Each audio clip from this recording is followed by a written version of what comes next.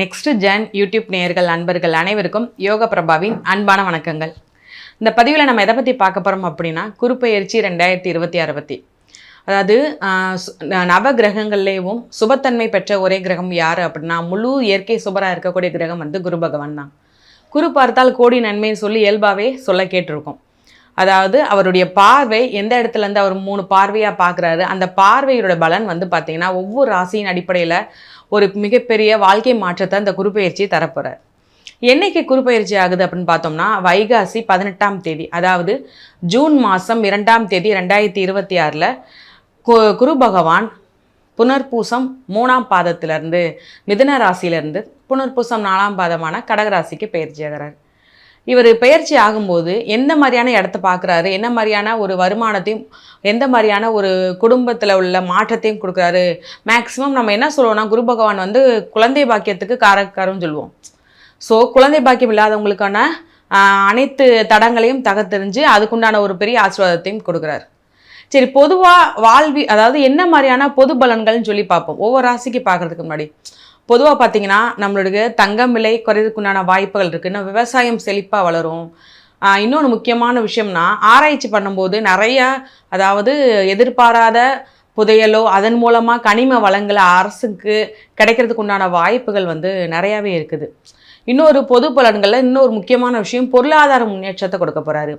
பொருளாதார முன்னேற்றத்தையும் இன்னொன்று இவர் நீர்ராசியாக இருக்கிறதுனால பார்த்தீங்கன்னா நீர்ராசியில் வரனால ஒரு பெரிய ஒரு சில இடத்துல மழை அதிகமாக பெய்யுறது, அதன் மூலமாக சின்ன சின்ன வெள்ளம் வரதுக்குண்டான வாய்ப்பையும் குரு பகவான் கொடுக்குறாரு இந்த பயிற்சியில். விருச்சிக ராசிக்கான குரு பயிற்சி 2026 எப்படி இருக்கும்? அதாவது சில ராசிகள்லாம் பார்த்திங்கன்னா எங்களுக்கு இப்போ தான் பிரச்சனை அப்போ தான் பிரச்சனை ஒரு 2-3 வருஷத்தையாவது எடுத்துப்பாங்க. ஆனால் நம்ம விருச்சிக ராசி நேயர்கள் நீங்கள் என்ன சொல்வீங்கன்னா எனக்கு 18 வருஷமாகவே நல்லா இல்லை, 18 19 ஏன்னா 20 வருஷமாகவே எங்களுக்கு நல்லா இல்லை, எப்போ தான் நல்லா இருக்குது, இத்தனை பயிற்சி வந்துருச்சு, எங்கள் ராசிக்கு சின்ன ஒரு மாற்றமாவது வந்துச்சா, நாங்கள் இப்போயும் அதே அளவு துன்பத்தையும் அதே அளவு கஷ்டத்தையும் அனுபவிச்சுக்கிட்டு தான் வரோம், எப்போ நல்லது கிடைக்கும், நல்லது நடக்கும் அப்படிங்கிற ஒரு கேள்வியோடு இருக்கக்கூடிய விருச்சிகராசி அன்பர்களுக்கு உண்டான பதில் தான் இப்போ நான் கூறப்போகுது. அதாவது உங்களுக்கு இந்த டைமு ஒரு பெரிய மாற்றத்தை ஏற்படுத்த போகிறார். முக்கியமாக பார்த்திங்கன்னா அவர் 9ஆம் இடத்துல இருக்கிறாரு. ஆனால் பார்க்குற இடம் பார்த்திங்கன்னா 1ஆம் வீட்டையும் 3ஆம் வீட்டையும் 5ஆம் வீட்டையும் பார்க்குறாரு. சரிங்களா? 1ஆம் வீடுன்னு சொல்லி பார்க்கும்போது அது நீங்கள் தான், அந்த லக்னத்துக்காரவங்க தான் 1ஆம் வீடு. அப்படி இருக்கும்போது உங்களை பற்றி இருக்கிற பிரச்சனைகள் அனைத்துமே இந்த குரு பகவான் குருப்பெயர்ச்சி காலத்தில் அகலப்போகுது. யார் மூலமாவது அவமானம் இருந்தாலும் சரி, இல்லை நிம்மதியே இல்லாமல் இருக்கிறேன், இத்தனை பேர் இருந்தும் நான் அனாதையாக இருக்கிற மாதிரியான ஒரு ஃபீல் இருக்குது அப்படின்னு சொல்கிறதா இருந்தாலும் சரி, அதெல்லாம் தவிர்த்து உங்களை சுற்றி நாங்கள் இருக்கோம்ப்பா, நாங்கள் இருக்கோம்னு சொல்லி உங்களை சுற்றி ஒரு உறவு வரப்போகுது. எந்நேரம் ஒரு மகிழ்ச்சி சந்தோஷம். நீங்கள் தனியாக நீங்களே இப்போ நான் எவ்வளோ தூரம் தனியாக இருக்கேன்னு ஃபீல் பண்ணீங்க இல்லையா, அது எல்லாத்துக்கும் ஆப்போசிட்டாக எந்நேரம் உங்கள் கூட இருக்கிற மாதிரியான ஒரு உறவு உங்களுக்கு வரப்போகுது.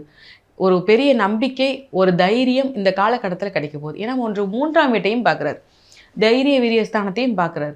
அப்படி இருக்கும்போது உங்களுக்கு ஒரு பெரிய தைரியம் தன்னம்பிக்கை வரப்போகுது. இதனால் வரைக்கும் எதுக்கு நம்ம உயிர் வாழ்கிறோன்னே தெரியாமல் உயிர் வாழ்கிறோம், ஏன்னா அந்த ஒரு மனநிலையில் தான் நீங்கள் இருந்திருக்கீங்க.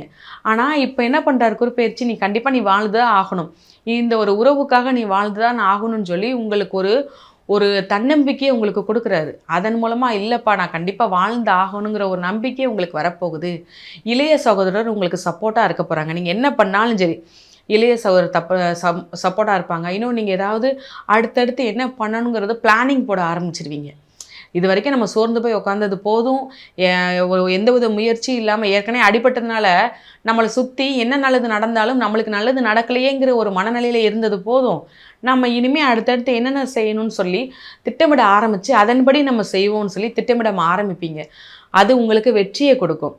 எந்த ஒரு உடல்நிலை சரியில்லாமல் இருந்தாலும் அந்த உடல்நிலை சரியாகி அதற்குண்டான தீர்வு உங்களுக்கு நிச்சயமாக குருப்பெயர்ச்சி காலத்தில் குரு பகவான் கொடுக்குறார். சிலருக்கு பார்த்திங்கன்னா எனக்கு வாழவே பிடிக்கலன்னு சொல்லி வாழ்க்கையோட லாஸ்ட்டு ஒரு எட்ஜில் இருப்பாங்க, சில முடிவெல்லாம் ட்ரை பண்ணியிருப்பாங்க. ஆனால் இந்த குருப்பெயர்ச்சி அந்த மனநிலையை சுத்தமாக மாற்றி வர்றாரு. மனநிலையை மாற்றி இல்லைம்மா உனக்கு இதை விட சூப்பரான ஒரு ஃப்யூச்சர் இருக்குது, ஒரு ஆணாக இருந்தாலும் பெண்ணாக இருந்தாலும் வயதானவர்களாக இருந்தாலுமேவும் அவர் என்ன சொல்ல வர்றாருன்னா இதை விட பெஸ்ட்டான ஃப்யூச்சர் உங்களுக்கு என்ன இருக்குதுன்னா நீங்கள் வாழ வேண்டியது, மற்றவங்களுக்கு செய்ய வேண்டியது நல்ல பலன்கள், உங்களுக்கு நீங்கள் ஏற்கனவே மற்றவங்களுக்கு நீங்கள் பண்ண நற்பலன்கள் உங்களுக்கு கர்மாவாக உங்களுக்கு நல்ல பலன்களாக உங்களுக்கு திரும்பி வரப்போகுதுன்னு சொல்லி குருப்பெயர்ச்சி காலத்தில் உங்கள் மன ஓட்டத்தை மாற்றுறாரு. அதன் மூலமாக இன்னும் வாழணுங்கிற ஒரு எண்ணம் உங்களுக்கு வரப்போகுது.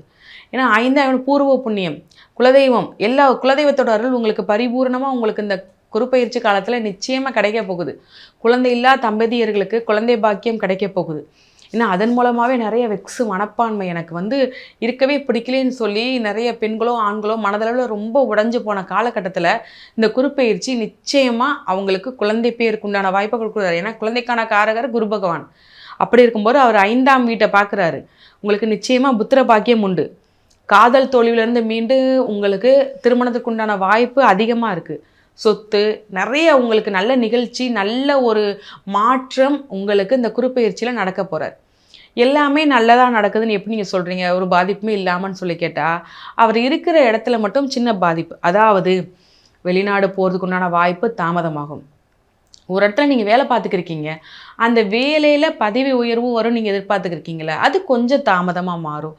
தந்தை வழி மூலமாக வரக்கூடிய வருமானம், அவங்க மூலமாக வரக்கூடிய சொத்துக்கள் தாமதமாக வரும். மற்றபடி உங்களுடைய வருமானம், நீங்கள் முயற்சி பண்ண சொத்து எதுவுமே உங்களுக்கு கிடைக்காம போகாது. கண்டிப்பாக அது சூப்பராக வந்துக்கிட்டு இருக்கும்.